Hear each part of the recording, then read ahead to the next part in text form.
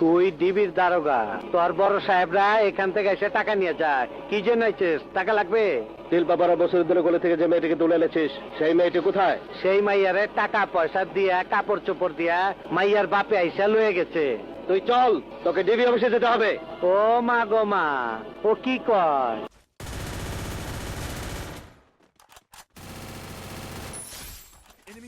তাহলে তুমি সেই গুন্ডা? এই গুন্ডা কবি না বান্দির বাচ্চা, সবাই আমার কাল্লু মামা কয়। ওই তোর ভাই কই?